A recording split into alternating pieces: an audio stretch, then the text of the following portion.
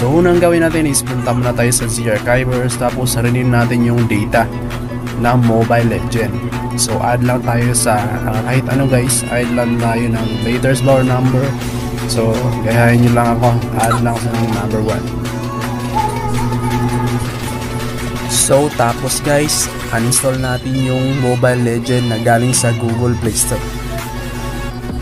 So need natin i-install yan, tapos i-download nyo yung link na nilagay ko sa baba sa comment section guys. Tapos install nyo tong link na to. So ang need natin dito is yung 32-bit Mobile Legend, kasi pag 64-bit guys, so hindi pa siya gagana dito sa black box, mag-freeze siya sa daming issue. Saka gagana siya pag gumamit ka ng FX File Explorer.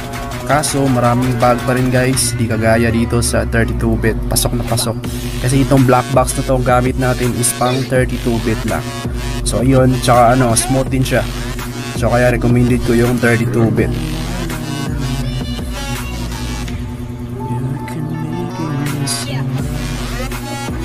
So after that, open nyo tong black box, then add nyo si MLBB at saka virtual backup.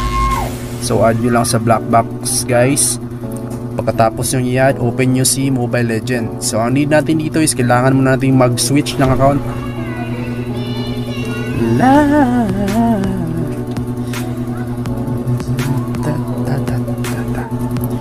So pag naka-switch na kayo guys, so balik tayo sa black box.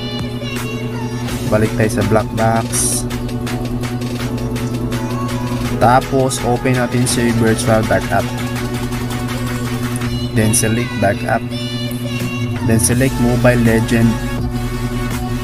Tapos pag naging ganito na siya, okay na yan, punta tayo sa Z-Archiver, tapos Android, data, scroll down sa pinakababa guys, pinutin natin yung black box 32-bit file, files, black box, storage, emulated 0. Itong virtual backup na nakikita nyo guys, click nyo yun. Then Mobile Legend, then shared frame. Tapos hanapin nyo yung Mobile Legend V2 guys. Yan. Open nyo yan using Quick Edit Text Editor. Download lang kayo sa Google Play Store guys, sa Google. Pag naging ganito na siya guys, search nyo lang. Search nyo yung free 4 months LB. Search free 4 months LB. Ito yung settings sa Ultra Graphics guys. So ito, hanapin natin yan. So hindi, nandyan talaga yan pag Ultra Graphics.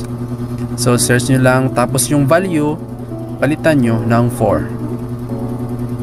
Pag pinalitan nyo na guys, yan yung 4, yung max ultra sa Mobile Legends. Palitan nyo ng 4. Kung gusto nyo rin i-unlock yung ultra FPS sa Mobile Legend, search nyo lang yung high FPS mode C. High FPS mode C. So ito naman yung ultra FPS sa Mobile Legends, yung high FPS mode C. Search nyo lang. Tapos yung value, change nyo lang din ng 4. Ganun pa rin sa Ultra Graphics. So guys, so example if pag search nyo ng high face mode C tapos walang lalabas, need nyo ilagay guys. So may tutorial ako dyan sa last year na ata yun eh. Basta need nyo ilagay yun para magkaroon kayo ng Ultra FPS. So pagkatapos nyan, punta kayo sa black box na yun. Tapos restore.